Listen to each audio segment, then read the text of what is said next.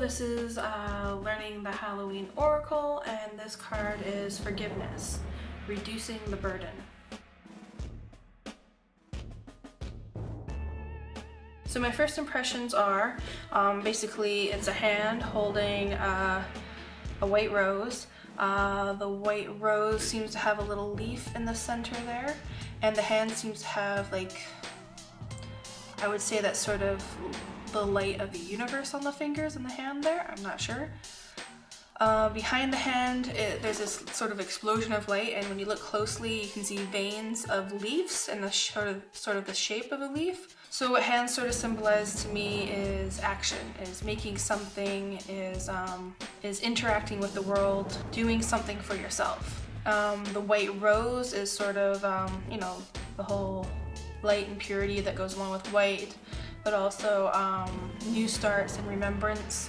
Leaves sort of make me think of growth, nature, health maybe, springing into a new season, that sort of thing. And then the whole galaxy thing that sort of seems to be going on there too, that makes me think of when the universe as a whole, being connected to that something bigger than ourselves, and sort of being in awe.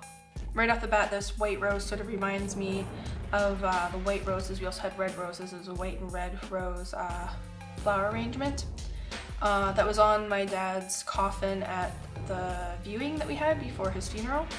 So white roses just make me think of that. That's just a thing there. I also just noticed that it almost sort of looks like there's an eye in that shadow on the rose there. I don't know if that was on purpose or not, but there could be an eye there too. There could be two eyes in the rose. I don't know. And there's a little like curve in the line here that could be like a little mouth or something. So there could be a face in that rose. Interesting. It sort of seems like the hand is offering calmness and tranquility, or possibly offering the calmness and tranquility in the midst of chaos. The light and all the lines make me think of a little bit of like a constructive chaos or creation. It could also be asking you to pay attention to what you're handing out to the universe, what sort of energies you're handing out to the universe. What are the things that you can offer the universe that also help you heal yourself? But also with the forgiveness, no matter what happens, when all is said and done, let people go with like love and light, or at least like a caring thought. It doesn't help to hold on to things. Forgiveness is something you do for yourself. Forgiveness isn't forgetting the pain, it's letting go of the attachment to that pain.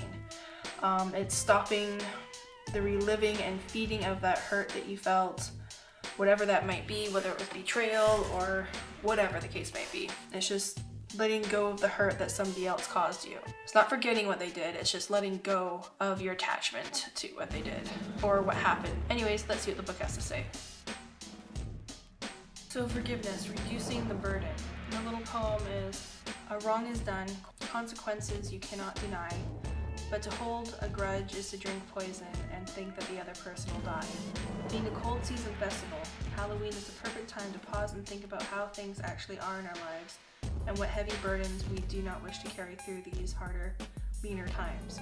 Some of this heavy-heartedness may relate to old relationships or grievances. Some may relate to negative feelings we hold on to tightly about others, and even lack of compassion for the mistakes we have ourselves made. It is said that it takes a big person to apologize, but in many ways it takes an even bigger person to forgive.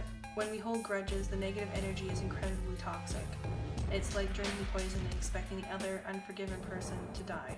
Whilst we may even harbor feelings of revenge, and to be honest, that does feel good for a while, it is important that we move these feelings along to forgiveness and release as soon as possible for our own health and well-being. If you have chosen this card, think about who it is that you could be forgiving, and that includes yourself. I like that it mentions that we should also include ourselves and question our lack of compassion for mistakes that we ourselves have made, but also others. And I agree that when we hold grudges and negative energy is incredibly toxic. I do agree with that.